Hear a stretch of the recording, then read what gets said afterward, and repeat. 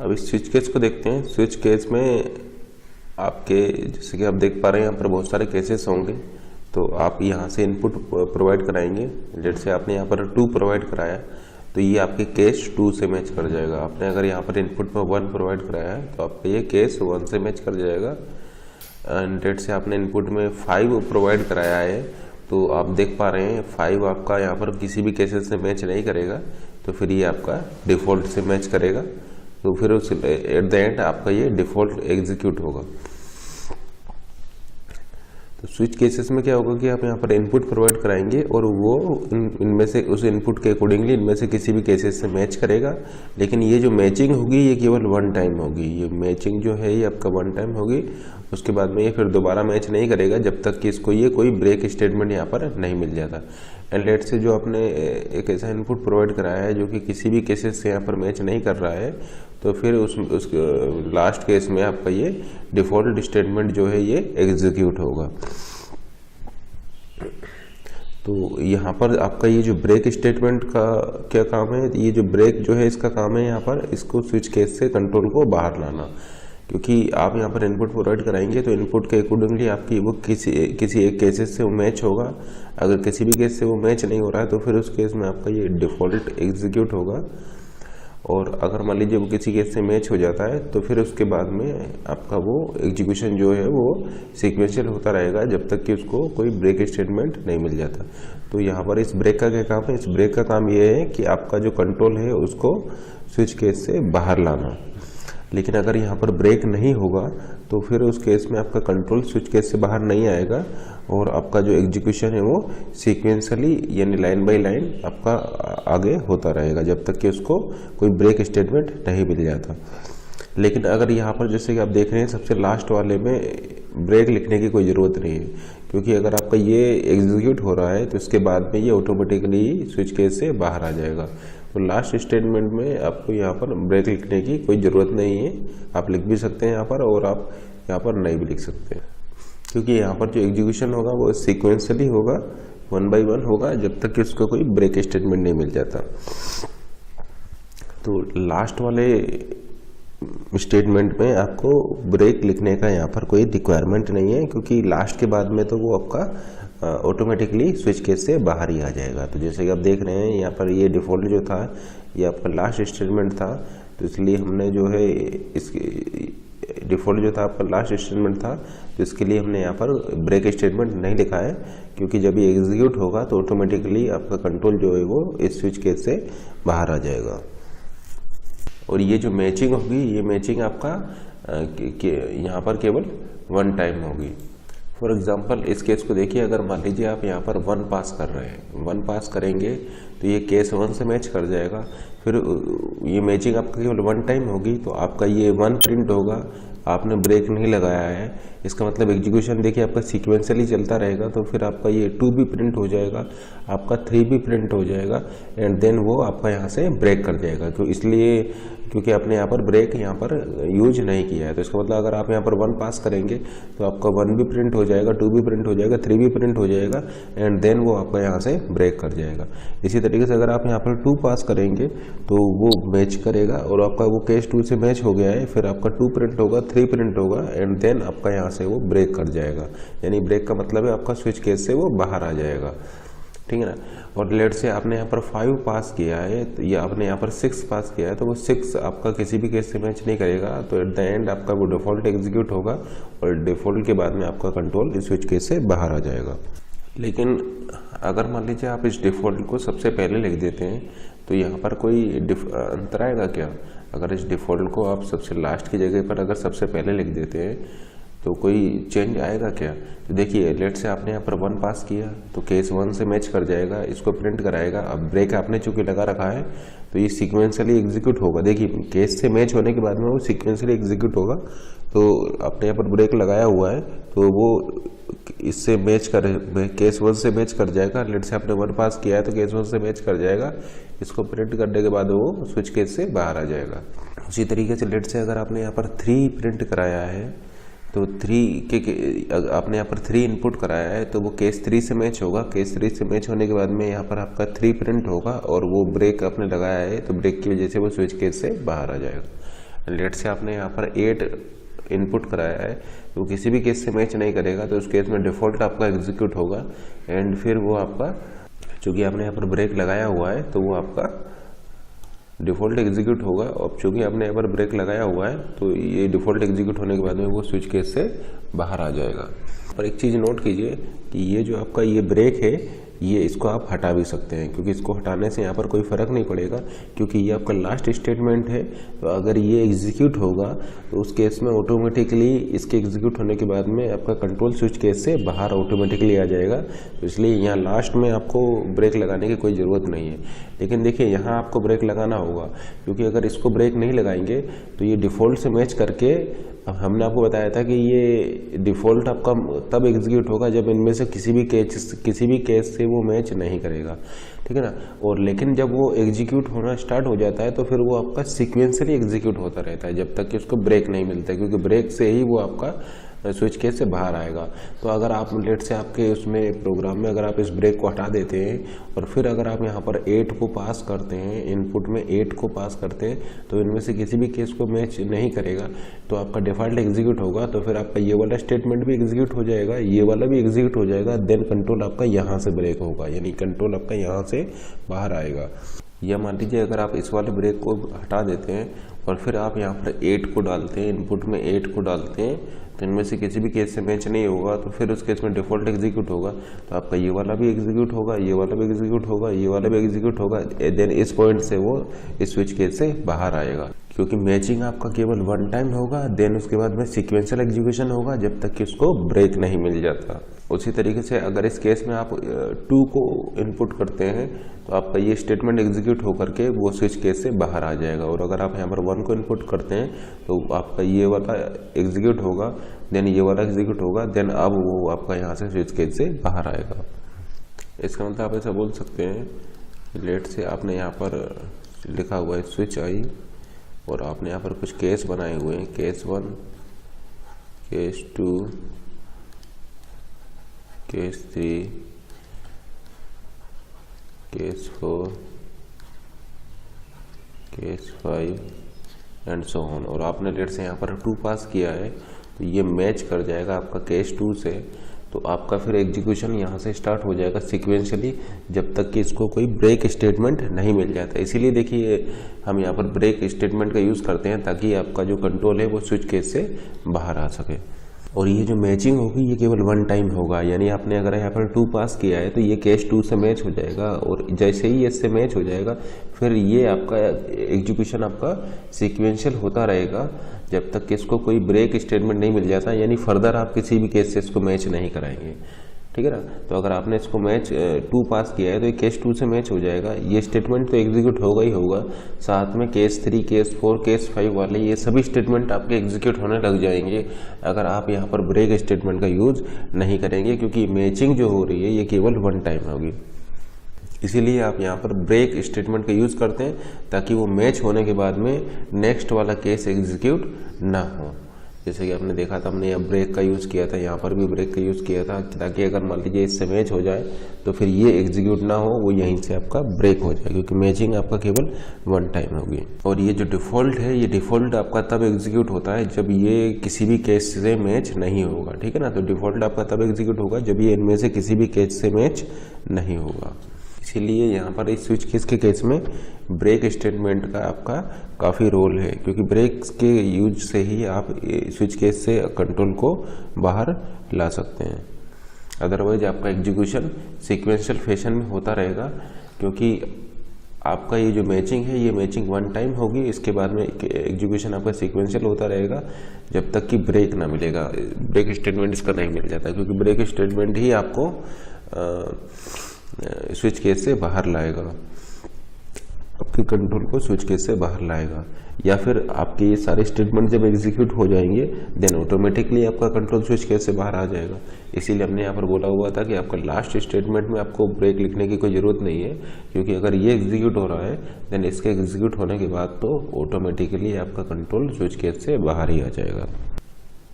जैसे इस केस को देखिए, अगर आपने यहाँ पर इनपुट में 5 को दिया है, 5 दिया है तो आपका इनमें से किसी भी केस से वो मैच नहीं करेगा, देन आपका डिफ़ॉल्ट एग्जीक्यूट में आएगा। देखिए किसी भी केस से मैच नहीं किया तो डिफ़ॉल्ट एग्जीक्यूट होगा, यानी आपका ये वाला स्टेटमेंट एग्जीक्यूट होगा। अब चूँकि आपने यहाँ ब्रेक तो लगाया नहीं है, ब्रेक नहीं लगाया है, तो फिर आपका ये वाला एग्जीक्यूट होगा, क्योंकि सीक्वेंशियल एग्जीक्यूट होता रहेगा।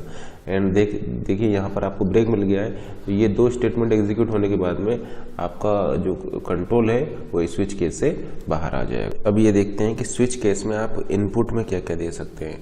जैसे कि हम आपको बता चुके हैं कि स्विच केसेस में आप इनपुट देंगे स्विच, यहाँ पर लेट से स्विच आई, और यहाँ पर आपके कुछ केसेस होंगे, ठीक है ना। तो आप यहाँ पर इनपुट में क्या क्या चीज़ें उसको दे सकते हैं, ठीक है ना। स्विच केस में आप इनपुट में यहाँ पर क्या क्या चीज़ें दे सकते हैं। What type of input we can give in this. देखिए आप यहाँ पर इंटीजर दे सकते हैं, ठीक है ना।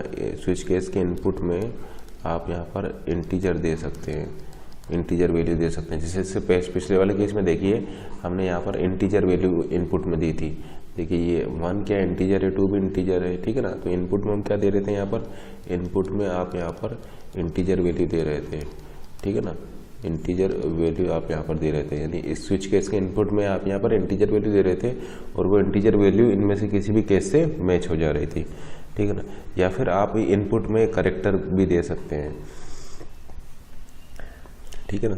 इनपुट में आप यहाँ पर करेक्टर वैल्यू भी दे सकते हैं। जैसे कि आप यहाँ पर लिख सकते हैं केर a is equal to B, ठीक है ना।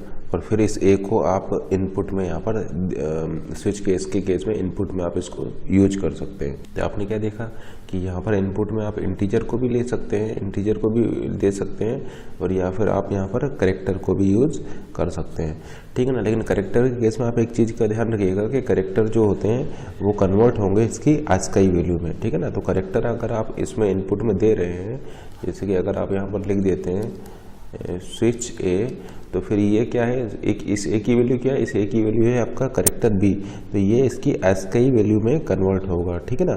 तो character converted to its ASCII value. जैसे कि अगर आपने लिखा है char a is equal to b, तो फिर आप यहाँ पर स्विच ए लिख देते हैं, तो इसकी ASCII वैल्यू से ये मैच होगा। ASCII वैल्यू क्या है, तो बी की ASCII वैल्यू होती है 98, यानी आप ऐसा बोल सकते हैं कि ये अगर आप यहाँ पर इनपुट में ए दे रहे हैं, तो ये केस 98 से मैच होगा, ठीक है ना। और 98 क्या है, 98 जो है वो आपका ASCII वैल्यू है, ASCII वैल्यू है बी की, ठीक है ना। तो इस स्मॉल बी की जो ASCII वैल्यू होती है वो 98 होती है, इसलिए ये आपका जो है यहाँ पर अगर आप इसको पास करेंगे तो आपका केस 98 से वो मैच कर जाएगा, ठीक है ना। क्योंकि ए किसके इक्वल है, ए इक्वल है करेक्टर बी के, ठीक है ना। क्योंकि ये जो वेरिएबल आपने लिया हुआ है, ये जो आपने करेक्टर वेरिएबल लिया हुआ है, इसकी वैल्यू क्या है, उसकी वैल्यू है आपका करेक्टर बी, तो फिर ये करेक्टर के केस में उसकी ASCII वैल्यू से मैच करेगा। और इस करेक्टर बी की ASCII वैल्यू क्या होती है, इस करेक्टर बी की ASCII वैल्यू होती है 98, इसलिए ये आपका 98 केस से मैच करेगा। तो यहाँ पर या तो आप 98 लिख सकते हैं, उसकी ASCII वैल्यू लिख सकते हैं, या फिर आप इस तरीके से भी लिख सकते हैं केस करेक्टर बी, ये दोनों ही करेक्ट है, क्योंकि ये बी की ASCII वैल्यू होती है 98। तो या तो केस 98 आप यहाँ पर लिख सकते हैं, या फिर इसी को आप केस बी करके भी लिख सकते हैं, क्योंकि बी करेक्टर जो होगा वो कन्वर्ट हो जाएगा उसकी ASCII वैल्यू में। तो ये दोनों ही आपके सेम है, इनकी दोनों की वर्किंग आपकी सेम होगी। यहाँ पर इनपुट में हम इंटीजर को भी ले सकते हैं, करेक्टर को भी ले सकते हैं इन स्विच केस, ठीक है ना। लेकिन अगर आप करेक्टर को ले रहे हैं तो वो उसकी इंटरनली वो उसकी ASCII वैल्यू में कन्वर्ट हो जाएगा, ठीक है ना। जैसे कि हमने यहाँ पर लिखा हुआ है, अगर स्विच ए, और ए क्या है, ए है आपका वेरिएबल, ए है आपका करेक्टर बी, ये जो करेक्टर वेरिएबल है ए, ये इक्वल है करेक्टर बी के, तो आप यहाँ पर ऐसा बोल सकते हैं कि ये यहाँ पर या तो आप केस बी करके लिख सकते हैं, या फिर आप यहाँ पर केस 98 भी लिख सकते हैं, क्योंकि ये इसकी ASCII वैल्यू से मैच करेगा। तो फिर यहाँ पर इस केस में ये इससे मैच कर जाएगा।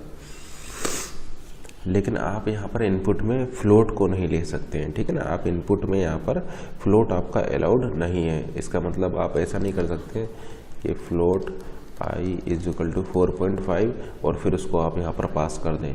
तो फ्लोट वैल्यूज़ यहाँ पर आपका अलाउड नहीं है, ठीक है ना, क्योंकि आपका केस इस टाइप से नहीं हो सकता। केस 4.6 ये अलाउड नहीं है, ये आपने लिखा केस 5.6 ये भी आपका अलाउड नहीं है। तो फ्लोट वैल्यूज़ को आप यहाँ पर नहीं ले सकते हैं। फ्लोट वैल्यूज़ आपका इस इनपुट में स्विच केस के इनपुट में अलाउड, लेकिन स्विच केस के इनपुट में आप एक एक्सप्रेशन को ले सकते हैं, ठीक है ना। आपका इनपुट में एक एक्सप्रेशन यहाँ पर हो सकता है, जैसे कि आपने लिखा यहाँ पर स्विच 3x + 4 इनपुट में आपने क्या दिया है, एक एक्सप्रेशन दिया है, और यहाँ पर लेट से आपके कुछ केसेस हैं, और लेट से x की वैल्यू है आपका 3, ठीक है ना। ये x क्या है, इंटीजर टाइप का है, तो ऐसा स्विच केस में पॉसिबल है। तो स्विच केस के इनपुट में आप एक एक्सप्रेशन को भी पास कर सकते हैं, 3x + 4। तो यहाँ पर देखिए 3 की वैल्यू हो जाएगा 3 × 3 9, 9 + 4 = 13। तो ये केस 13 से आपका मैच कर जाएगा। और अगर ऐसा कोई केस 13 यहाँ पर नहीं होगा, उस केस में फिर आपका डिफ़ॉल्ट स्टेटमेंट जो है वो एग्जीक्यूट होगा। तो इनपुट में आपने देखा यहाँ पर आप इंटीजर को दे सकते हैं, कैरेक्टर को दे सकते हैं। कैरेक्टर देंगे तो वो उसके एस की वैल्यू को लेगा, ठीक है ना, और या फिर आप एक एक्सप्रेशन को दे सकते हैं। इनपुट में आप फ्लोट्स को यूज़ नहीं कर सकते हैं। अब इस प्रॉब्लम को डिस्कस करते हैं। देखिए ये आपका एक प्रोग्राम है, आप क्या मुझे बता सकते हैं कि इस प्रोग्राम का आउटपुट क्या आएगा जब इसको आप एग्जीक्यूट करेंगे, इस प्रोग्राम का आउटपुट क्या आएगा।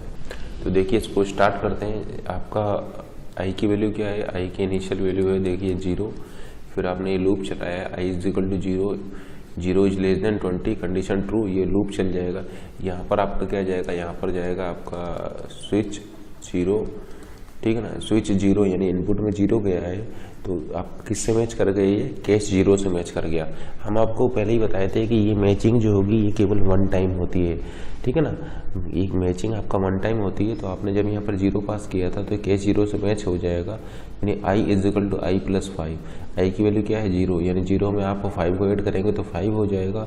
फिर 5 में आप 2 को ऐड करेंगे तो 6 7 यानी 7 हो जाएगा। और फिर 7 में आप फिर 5 को ऐड करेंगे तो आपका 7 + 5 यानी 12 हो जाएगा। और 12 में फिर आप 4 को ऐड करेंगे तो 12 + 4 आपका 16 हो जाएगा। और 16 होने के बाद में ये यहाँ से ब्रेक कर जाएगा। ब्रेक करने के बाद में आपका आई की वैल्यू अभी क्या है 16 है, यानी ये क्या प्रिंट करेगा, आपका 16 प्रिंट करेगा। यानी आउटपुट में आपका क्या प्रिंट हो जाएगा, आउटपुट में आपका 16 प्रिंट हो जाएगा। देखिए ये स्विच केस की बॉडी है, तो आप ऐसा बोल सकते हैं कि चूँकि आपका ब्रेक यहाँ पर आपने लगाया हुआ है, तो इसको ये यहाँ से जब ब्रेक से जब बाहर आएगा तो आपका क्या प्रिंट करेगा, आई की वैल्यू 16 प्रिंट करेगा। देखिए आपने यहाँ पर 0 पास किया था, 0 पास किया था तो ये केस 0 से मैच कर गया था। अब ये मैचिंग आपका केसेस से जो मैचिंग होती है केवल 1 टाइम होती है। अगर मैच कर जाता है तो फिर वो उसको आगे जा कर के मैच नहीं करेगा, ठीक है ना।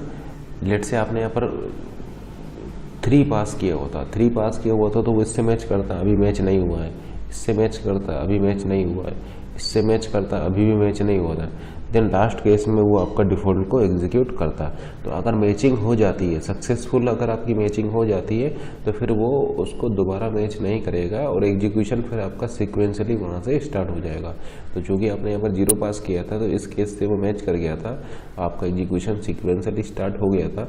अब देखिए आपने ब्रेक कहीं पर यूज किया नहीं है, इसका मतलब आपका एग्जीक्यूशन सीक्वेंशली चलता रहेगा। तो यहाँ पर 0 पास करने पर इससे मैच कर गया और फिर ये आपका सीक्वेंशली एग्जीक्यूट हो रहा है। 0 + 5 केस से बाहर आने पर 16 प्रिंट हो जाएगा। तो आई की वैल्यू अभी क्या है, अभी आई की वैल्यू 0 से हो चुकी है 16। अब देखिए ये जो 16 वैल्यू है, देखिए लूप में पढ़ा होगा, फॉर लूप में क्या होता है, इनिशियलाइजेशन होता है, देन ये कंडीशन चेक होती है, फिर उसके बाद में ये बॉडी एग्जीक्यूट होती है और बॉडी एग्जीक्यूट होने के बाद में ये इंक्रीमेंट होता है, फिर कंडीशन चेक होती है, फिर फॉर लूप की बॉडी एग्जीक्यूट होगी, फिर इंक्रीमेंट होगा, फिर कंडीशन चेक होगी। तो इस तरीके से आपका यहाँ पर फॉर लूप वर्क करता है। यानी फॉर लूप के केस में क्या होगा कि आपका सबसे पहले इनिशियलाइजेशन होता है, देन कंडीशन वो चेक करेगा। कंडीशन अगर ट्रू है देन बॉडी एग्जीक्यूट होगी, बॉडी एग्जीक्यूट होने के बाद में फिर ये इंक्रीमेंट होगा, इंक्रीमेंट होने के बाद में फिर कंडीशन चेक होगी, फिर बॉडी एग्जीक्यूट होगी, फिर इंक्रीमेंट होगा या डिक्रीमेंट होगा, जो भी आप लिख देते हैं यहाँ पर वो होगा, फिर कंडीशन चेक होगी, फिर बॉडी एग्जीक्यूट होगी। तो अभी क्या हुआ है, इनिशियलाइजेशन हुआ है, कंडीशन चेक हुई है, बॉडी एग्जीक्यूट हुई, और बॉडी एग्जीक्यूट होने के बाद में इसकी वैल्यू 16 हो चुकी है, यानी भी इंक्रीमेंट होना बाकी है, यहाँ पर ये इंक्रीमेंट होना बाकी है। तो ये प्लस प्लस होने की वजह से इसकी इंक्रीमेंट होकर के 16 से ये 17 हो जाएगा। फिर कंडीशन आप चेक करेंगे, 17 is less than 20, condition true, यानी आपका यहाँ पर केस स्विच केस में इनपुट में 17 चला जाएगा। तो अब नेक्स्ट टाइम जो इनपुट में जाएगा वो 17 जाएगा। अब देखिए 17 इनमें से किसी भी केस से मैच नहीं कर रहा है, देन आपका ये डिफ़ॉल्ट केस एग्जीक्यूट होगा लास्ट में, और ये 17 + 4 ये आपका हो जाएगा 21, यानी आपका 21 आई की वैल्यू हो चुकी है इस समय पर 21 हो चुकी है, और इस ब्रेक से वो ब्रेक स्टेटमेंट की वजह से वो बाहर आ जाएगा, यानी यहाँ पर वैल्यू क्या प्रिंट करेगा, वो आई की वैल्यू प्रिंट करेगा 21, ठीक है ना। देन उसके बाद में फिर आपका ये इंक्रीमेंट होगा, इंक्रीमेंट होकर के ये 21 से 22 हो जाएगा। देन ये कंडीशन जब वो चेक करेगा 22 इज लेस देन 20 फॉल्स होने की वजह से ये फॉर लूप से बाहर आ जाएगा। तो इस प्रोग्राम का आउटपुट क्या आएगा, इस प्रोग्राम का आउटपुट आपका आ जाएगा 16 एंड 21। मान लीजिए मैं इस ब्रेक स्टेटमेंट को यहाँ से रिमूव कर देता हूँ इस प्रोग्राम में, अगर मैं यहाँ से इसको ब्रेक स्टेटमेंट को रिमूव कर देता हूँ तो क्या कोई यहाँ पर प्रॉब्लम आएगा, आउटपुट में कोई चेंज आएगा? अगर इस प्रोग्राम में मैं यहाँ से इस ब्रेक स्टेटमेंट को रिमूव कर देता हूँ तो क्या यहाँ पर इस आउटपुट में कोई चेंज आएगा? नहीं, इस आउटपुट में अभी भी कोई चेंज नहीं आएगा, क्योंकि ये जो ब्रेक स्टेटमेंट जो था ये आपका, आप ऐसा बोल सकते हैं कि ये जो ब्रेक स्टेटमेंट जो था ये आपका लास्ट स्टेटमेंट था। ये जो ब्रेक स्टेटमेंट जो आपने यहाँ पर लगाया हुआ है ये लास्ट स्टेटमेंट में लगाया हुआ है, तो अगर ये एग्जीक्यूट हो रहा है तो उसके बाद तो ऑटोमेटिकली आपका कंट्रोल इसके बाहर आ ही जाएगा। इसका मतलब अब अभी भी आपका आउटपुट ये 16 और 21 ही यहाँ पर आएगा। इसीलिए हमने बोला था कि लास्ट स्टेटमेंट में आपका ब्रेक ऑप्शनल होता है, आप यहाँ पर ब्रेक ले भी सकते हैं और ब्रेक का यूज़ नहीं भी कर सकते हैं। अब मान लीजिए मैं इसमें फिर से एक चेंज कर देता हूँ, मान लीजिए ये मैंने इसमें चेंज कर दिया है, तो क्या आप मुझे बता सकते हैं कि अब आउटपुट में क्या चेंज हो जाएगा? अगर मैंने यहाँ पर ये चेंज कर दिया है तो क्या आप मुझे बता सकते हैं आउटपुट में अब क्या चेंज होगा? तो देखिए फिर से देखते हैं, आई की वैल्यू 0 पास होगा, 0 पास होगा तो के 0 से मैच हो जाएगा। तो अगर के 0 से मैच हो गया है तो देखिए 0 + 5 5, 5 + 2 7, 7 + 5 12, यानी आपका यहाँ पर जब ये आएगा आई की वैल्यू, यानी आउटपुट में आपका 12 में यहाँ पर प्रिंट हो चुका होगा। 12 होने के बाद में यहाँ पर इंक्रीमेंट होगा तो ये 13 हो जाएगा। 13 होने के बाद में कंडीशन चेक करेगा, कंडीशन आपका ट्रू है, ठीक है ना। तो ये इंक्रीमेंट होने के बाद में 13 हो जाएगा, 13 is less than 20, condition true है। तो फिर यहाँ पर ये स्विच केस में 13 पास होगा। आप देखिए 13 आपका किसी भी केस से यहाँ पर मैच नहीं हो रहा है, तो डिफ़ॉल्ट एग्जीक्यूट होगा। तो डिफ़ॉल्ट जब एग्जीक्यूट होगा तो 13 + 4 17, यानी 13 + 4 हो जाएगा आपका 17, 17 + 5 आपका हो जाएगा 22, 17 + 5 हो जाएगा 22, 22 + 2 हो जाएगा आपका 24, 24 + 5 हो जाएगा आपका 29, यानी आउटपुट में आपका अब 29 प्रिंट हो जाएगा। एंड देन आपका ये इंक्रीमेंट होगा, 29 से 30 हो जाएगा, 30 is less than 20, condition false, and then आपका ये फॉर लूप से बाहर आ जाएगा। तो अगर इस प्रोग्राम की आप बात करें तो अब आपका यहाँ पर आउटपुट में 12,29 होगा। तो आपने यहाँ पर क्या देखा कि ये जो मैचिंग होती है ये वन टाइम होती है, और मैच होने के बाद में ये सीक्वेंसली एग्जीक्यूट होता है जब तक कि आपको कोई ब्रेक स्टेटमेंट नहीं मिल जाता है, और डिफ़ॉल्ट आपका तब एग्जीक्यूट होता है जब आपका ये इनमें से किसी भी केस से मैच नहीं होता है। इस प्रोग्राम को देखते हैं, देखिए इस प्रोग्राम का आउटपुट क्या आएगा। तो देखिए ये क्या है, ये इसको देखिए, ये जो एस जो हमने यहाँ पर लिया हुआ है ये आपका एक पॉइंटर एरे है, कैरेक्टर पॉइंटर्स का एक एरे है, ठीक है ना। तो कितने एलिमेंट है इसमें, 1 2 3 एंड 4, तो आप ऐसा बोल सकते हैं कि 4 कैरेक्टर पॉइंटर्स का यहाँ ये एक एरे होगा। तो एरे ऑफ 4 कैरेक्टर पॉइंटर्स, यानी यहाँ पर ये क्या कंटेन करेगा, एड्रेस कंटेन करेगा कैरेक्टर्स का, ठीक है ना, कैरेक्टर्स के एड्रेस कंटेन करेगा, यानी कैरेक्टर पॉइंटर है। तो एस क्या हो जाएगा, ये 4 कैरेक्टर पॉइंटर्स हो जाएंगे। उसी तरीके से इसको देखिए यहाँ पर डबल स्टार लगाया हुआ है, तो आप ऐसा बोल सकते हैं कि ये पीटीआर क्या होगा, पीटीआर आपका एरे होगा डबल पॉइंटर्स का। तो पीटीआर एरे है डबल पॉइंटर्स का, ठीक है ना, क्योंकि डबल स्टार लगाया हुआ है। उसी तरीके से ये पी क्या हो जाएगा, ये आपका ट्रिपल पॉइंटर हो जाएगा। तो पी जो है ये आपका ट्रिपल पॉइंटर है, ये पीटीआर जो होगा ये array of double pointer, in double pointers का एरे होगा। और ये जो है एस जो होगा ये आपके सिंगल पॉइंटर्स का या करेक्टर पॉइंटर्स का एरे होगा। तो ये करेक्टर पॉइंटर्स का एरे है, ये आपके डबल पॉइंटर्स का एरे है, और ये आपका ट्रिपल पॉइंटर हो जाएगा। तो इस प्रोग्राम को एग्जीक्यूट कराते हैं और देखते हैं कि यहाँ पर आपका ये किस तरीके से वर्क करेगा। तो देखिए सबसे पहले मेमोरी में इस एरे एस के लिए यहाँ पर एलोकेशन होगा। तो देखिए इन स्ट्रिंग्स को हम लिख लेते हैं, ये आपका एरे एस हो जाएगा, ठीक है ना। और ये किस टाइप का है, ये आपके इनके करेक्टर पॉइंटर्स को रख रहा है। तो मान लीजिए कि ये है आपका स्ट्रिंग आइस, ये आपका नल करेक्टर हो जाएगा यहाँ पर।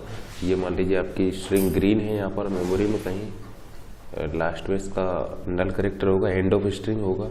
फिर मान लीजिए आपका है कौन, इसमें लास्ट में आपका नल करेक्टर होगा, एंड फिर लास्ट स्ट्रिंग आपका मान लीजिए प्लीज, एंड इसके एंड में भी आपका एंड ऑफ स्ट्रिंग यानी नल करेक्टर आपका यहाँ पर होगा। मान लीजिए ये जो एरे एस है इसका बेस एड्रेस है आपका 1000, इस एरे एस का बेस एड्रेस है 1000।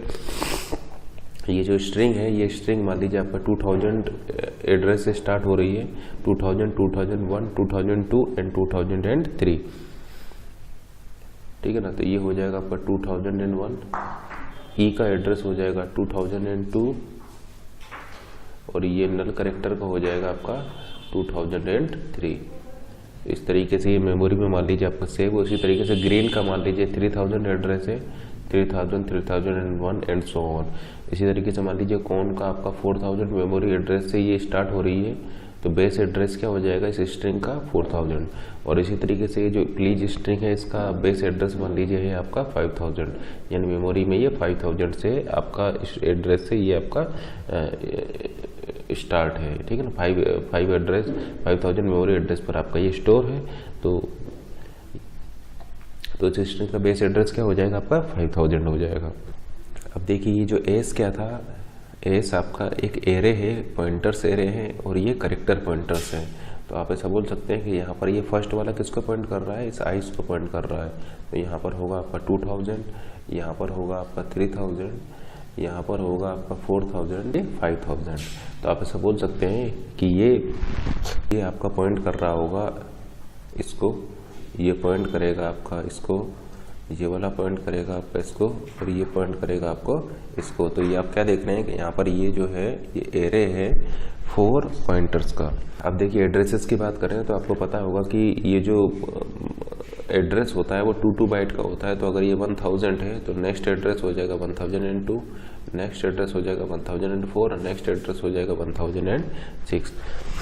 और इनकी इंडेक्सिंग की बात करें तो लेट से ये 0, 1, 2, 3 ये इनकी इंडेक्स हो जाएगी। और यहाँ पर ये जो एड्रेस आप ले रहे हैं तो एक एड्रेस आपका 2 बाइट लेता है, तो ये जो साइज हो जाएंगे इनके ये 2 बाइट्स हो जाएगा, यानी टोटल एलोकेशन यहाँ पर होगा 2 × 4, ठीक है ना। 1, 2, 3, 4, 2 × 4 इज इक्वल टू 8 बाइट, यानी 8 बाइट का यहाँ पर टोटल एलोकेशन हुआ है।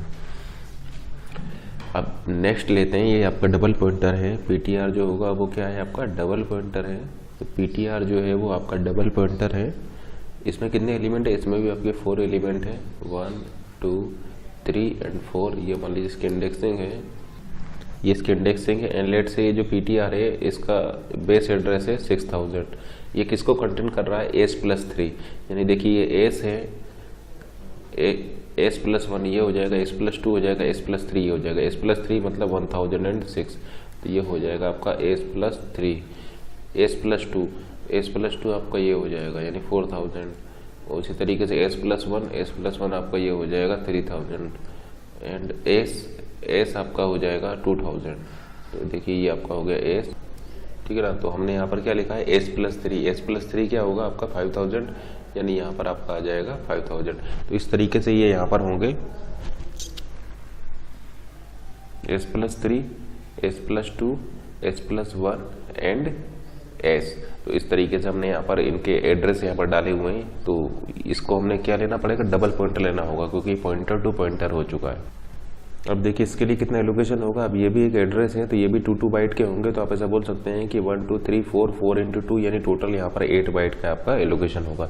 यानी ये अगर 6000 है तो नेक्स्ट एड्रेस हो जाएगा 6002, नेक्स्ट एड्रेस हो जाएगा 6004 एंड नेक्स्ट एड्रेस हो जाएगा आपका 6006। ठीक है ना। तो 2 बाइट से इंक्रीमेंट होंगे। ये 6000 है, 6002, 4 एंड 6006 ये इनके एड्रेस हो जाएंगे। और ये क्या है, ये एरे ऑफ डबल पॉइंटर्स हो जाएगा, क्योंकि देखिए डबल पॉइंटर है ये 5000 पर फिर आपकी स्ट्रिंग है।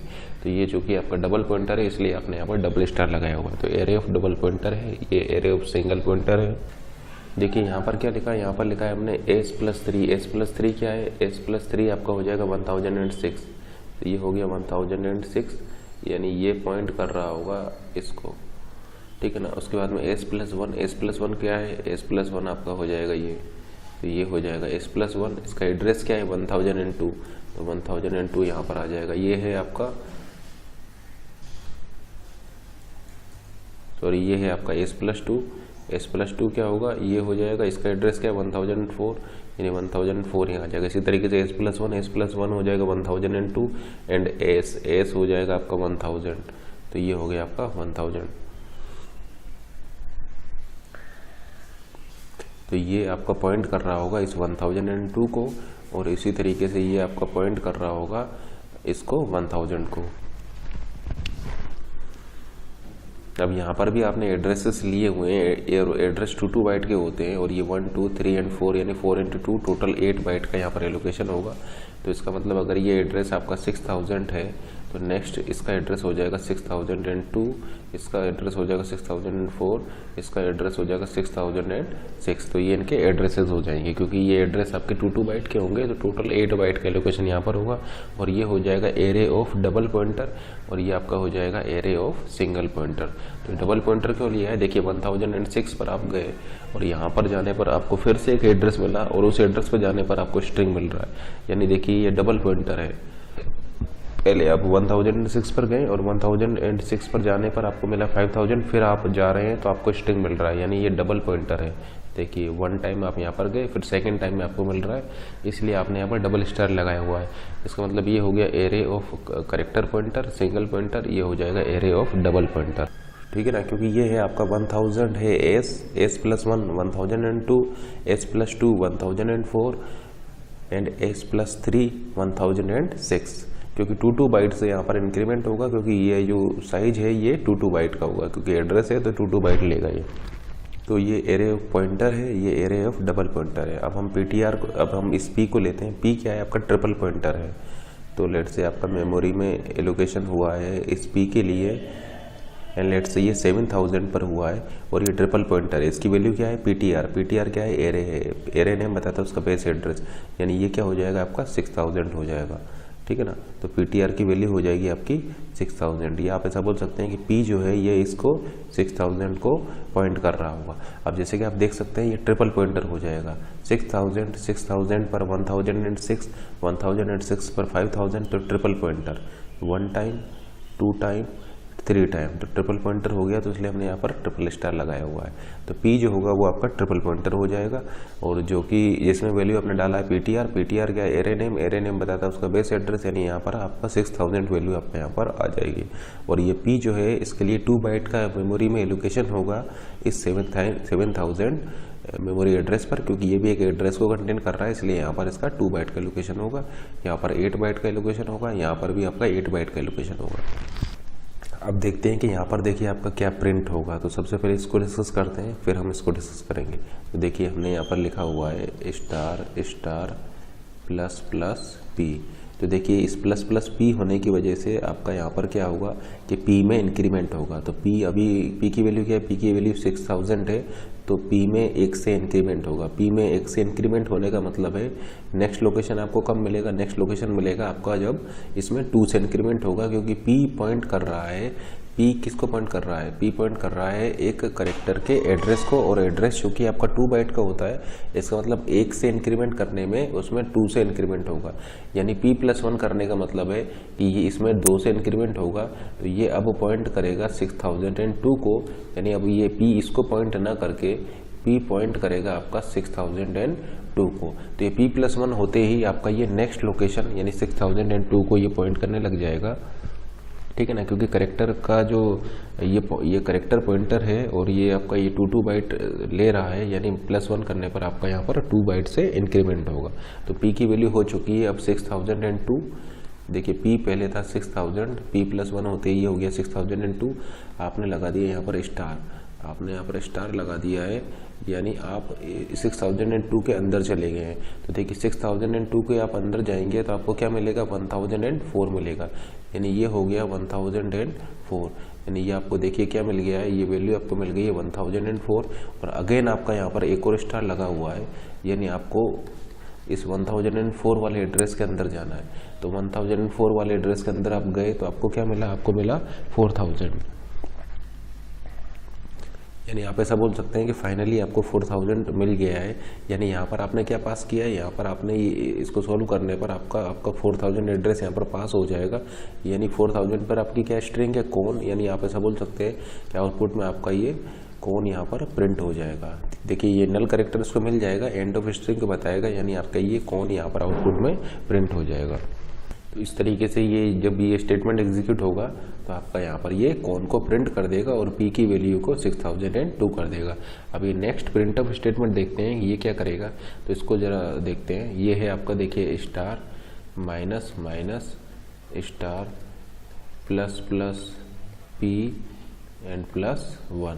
तो जैसा कि आप देख पा रहे हैं, ये देखिए ये आपका यूनरी ऑपरेटर है, माइनस माइनस ये भी आपका यूनरी ऑपरेटर है, ये भी यूनरी ऑपरेटर है, ये भी यूनरी ऑपरेटर है, और ये आपका बाइनरी ऑपरेटर है, ठीक है ना। तो ये प्लस जो है ये बाइनरी ऑपरेटर है। आप इसको इस तरीके से समझ सकते हैं कि देखिए ये 1 है और ये 1 आपका अलग है, यानी ये बाइनरी ऑपरेटर हो जाएगा। ये यूनरी ऑपरेटर है, ये भी यूनरी है, ये भी यूनरी है और ये भी यूनरी है। तो बाइनरी और यूनरी ऑपरेटर में, ठीक है ना, ये यूनरी ऑपरेटर है, ये भी यूनरी ऑपरेटर है, ये भी यूनरी ऑपरेटर है, ये भी यूनरी ऑपरेटर है, ये बाइनरी ऑपरेटर है। तो बाइनरी और यूनरी ऑपरेटर में यूनरी ऑपरेटर की प्रायोरिटी ज़्यादा होती है। इसका मतलब पहले आप यूनरी ऑपरेटर को सॉल्व करेंगे, देन आप बाइनरी ऑपरेटर को सॉल्व करेंगे। तो unary operator have higher priority than binary operator. तो फर्स्ट आपका यूनरी ऑपरेटर सॉल्व होगा एंड देन आप बाइनरी ऑपरेटर को सॉल्व करेंगे। और यूनरी ऑपरेटर है तो इनकी इसको आप किस तरीके से सॉल्व करेंगे, इसको आप राइट टू लेफ्ट ऑर्डर में सॉल्व करेंगे, यानी राइट टू लेफ्ट साइड में आप इसको सॉल्व करना स्टार्ट करेंगे। यानी सबसे पहले आपका ये प्लस प्लस पी सॉल्व होगा, तो सबसे पहले आप इसको सॉल्व करेंगे, प्लस प्लस पी को सॉल्व करेंगे। तो देखिए पी में आपने फिर से +1 कर दिया है, यानी पी जो है वो अब नेक्स्ट लोकेशन को पॉइंट करने लग जाएगा, यानी पी अब पॉइंट करने लग जाएगा आपका इसको, यानी 6002 में फिर से इंक्रीमेंट होगा और ये नेक्स्ट लोकेशन 6004 को पॉइंट करने लग जाएगा। तो p की वैल्यू हो जाएगा 6004। तो देखिए यहाँ पर 6004 हो चुका है। अब देखिए आपने फिर यहाँ पर स्टार लगाया हुआ है, यानी ये हो गया स्टार 6004, यानी 6004 का कंटेंट क्या है आपका 1002, तो ये आपको मिल गया 1002, ठीक है ना। फिर यहाँ पर आपने ये माइनस माइनस लगाया हुआ है, तो इसको देखते हैं, यानी माइनस माइनस 1002। तो 1002 वाले एड्रेस पर जा करके, ठीक है ना। तो देखिए पहले आपने पी में आपने प्लस प्लस किया, तो इस 6002 से इंक्रीमेंट होकर के हो गया है 6004। आपने स्टार लगा दिया, यानी आप 6004 वाले एड्रेस के अंदर चले गए, यानी आप यहाँ पर हैं अभी, ठीक है ना। आपने स्टार लगा दिया है, स्टार 6004 का मतलब है कंटेंट एट दिस एड्रेस, यानी 6004 एड्रेस का कंटेंट क्या है 1002। तो आप यहाँ पर आ गए, फिर आप यहाँ पर जाके माइनस माइनस कर रहे हैं, यानी डिक्रीमेंट कर रहे हैं। तो देखिए ये 2 बाइट का चूंकि यहाँ पर चल रहा था, तो 1 से डिक्रीमेंट करने का मतलब है कि ये 2 से डिक्रीमेंट होगा और ये आपका 1000 हो जाएगा, ठीक है ना। देखिए 1002 में आपने ये माइनस माइनस किया है, तो यहाँ पर आपका डिक्रीमेंट 2 से होगा, क्योंकि ये जो जैसे कि आप देख रहे हैं यहाँ पर जो है नेक्स्ट एलिमेंट आपको तब मिलेगा जब आप इसमें 2 से इंक्रीमेंट करेंगे, क्योंकि इसका साइज 2 बाइट का था, ठीक है ना। तो आपका यहाँ पर डिक्रीमेंट होकर के ये 1000 हो जाएगा। तो ये वैल्यू 1002 से डिक्रीमेंट होकर के 1000 हो जाएगा, ठीक है ना। तो ये इसका फाइनल आउटपुट आपको मिल गया 1000, यानी आप ऐसा बोल सकते हैं कि यहाँ पर आपको 1000 मिल चुका है। अब देखिए स्टार और लगा हुआ है, तो स्टार को आप लगाएंगे, स्टार 1000 का मतलब है कंटेंट एट दिस 1000 एड्रेस, यानी 1000 एड्रेस का कंटेंट देखिए। 1000 एड्रेस का कंटेंट क्या है आपका 2000, तो इसका मतलब आपको इसको सॉल्व करने पर मिल चुका है 2000, यानी जब आप इसको सॉल्व करेंगे तो आपको मिल चुका है 2000 एड्रेस। और फिर आपने यहाँ पर +1 किया हुआ है, यानी 2000 +1। आप देखिए 2000 में आपने +1 किया है, 2000 एड्रेस पर क्या है, 2000 एड्रेस पर एक करेक्टर है। तो नेक्स्ट लोकेशन आपको तब मिलेगा जब आप इसमें 1 से ऐड करेंगे, क्योंकि एक करेक्टर जो होता है वो 1 बाइट का होता है, एक करेक्टर आपका 1 बाइट का होता है। तो नेक्स्ट लोकेशन या नेक्स्ट करेक्टर आपको तब मिलेगा जब आप इसमें 1 से इंक्रीमेंट करेंगे। तो 2000 में 1 से इंक्रीमेंट करने का मतलब है इसमें 2001, क्योंकि नेक्स्ट करेक्टर आपको तभी मिलेगा जब आप इसमें 1 से इंक्रीमेंट करेंगे, क्योंकि यहाँ पर के करेक्टर्स हैं और एक करेक्टर 1 बाइट का होता है। इसका मतलब आप ऐसा बोल सकते हैं कि इसको सॉल्व करने पर आपको क्या एड्रेस मिल रहा है, इस पूरे को सॉल्व करने पर आपको एड्रेस मिल रहा है 2001, यानी यहाँ पर आप पास कर रहे हैं 2001 एड्रेस को। यानी आपका यहाँ पर क्या प्रिंट होगा, आपका यहाँ पर आउटपुट में CE प्रिंट हो जाएगा। तो सेकंड प्रिंट ऑफ आपका ये CE को प्रिंट कर देगा। तो आउटपुट क्या आएगा, फर्स्ट प्रिंट ऑफ का आउटपुट आएगा कौन, सेकंड प्रिंट ऑफ का आउटपुट आएगा CE, ठीक है ना। क्योंकि ये 2000 क्या था, 2000 एड्रेस है, 2000 एड्रेस है आपका इस स्ट्रिंग आइस का, ठीक है ना। इस स्ट्रिंग आइस का 2000 आपका बेस एड्रेस हो जाएगा। तो इसमें +1 करने का मतलब है नेक्स्ट लोकेशन, तो नेक्स्ट लोकेशन मिलेगा आपको, नेक्स्ट लोकेशन है आपकी 2001। इसका मतलब यहाँ पर +1 करने पर आपको 2001 मिलेगा, इसीलिए आपका ये यहाँ पर CE यहाँ पर प्रिंट हो जाएगा।